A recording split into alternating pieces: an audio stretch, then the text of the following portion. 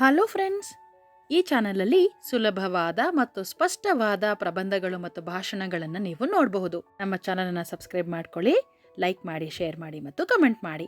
ಸ್ವಾತಂತ್ರ್ಯ ದಿನಾಚರಣೆ.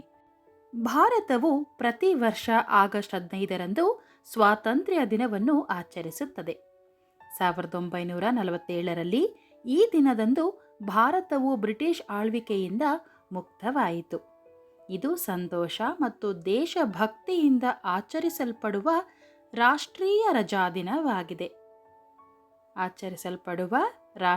ರಜಾದಿನವಾಗಿದೆ. ಪ್ರಧಾನಮಂತ್ರಿಗಳು ಕೆಂಪು ಕೋಟೆಯಲ್ಲಿ ರಾಷ್ಟ್ರ ಧ್ವಜವನ್ನು ಹಾರಿಸುತ್ತಾರೆ. ಶಾಲೆಗಳು ಮತ್ತು ಕಚೇರಿಗಳು ಧ್ವಜಾರೋಹಣ, ಭಾಷಣಗಳು ಮತ್ತು ಸಾಂಸ್ಕೃತಿಕ ಕಾರ್ಯಕ್ರಮಗಳನ್ನು ನಡೆಸುತ್ತವೆ.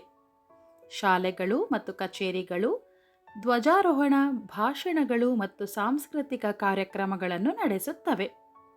ಸ್ವಾತಂತ್ರ್ಯಕ್ಕಾಗಿ ಹೋರಾಡಿದ ಸ್ವಾತಂತ್ರ್ಯ ಹೋರಾಟಗಾರರ ತ್ಯಾಗಗಳನ್ನು ಜನರು ಗೌರವಿಸುತ್ತಾರೆ. ರಾಷ್ಟ್ರಗೀತೆ ಜನಗಣ ಮನವನ್ನು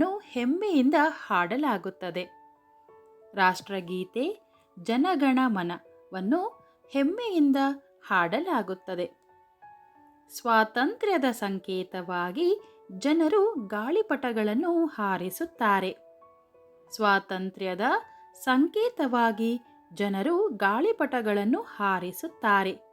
ಇದು ಜವಾಬ್ದಾರಿಯುತ ನಾಗರಿಕರಾಗಲು ಮತ್ತು ರಾಷ್ಟ್ರದ ಪ್ರಗತಿಗಾಗಿ ಕೆಲಸ ಮಾಡಲು ನಮಗೆ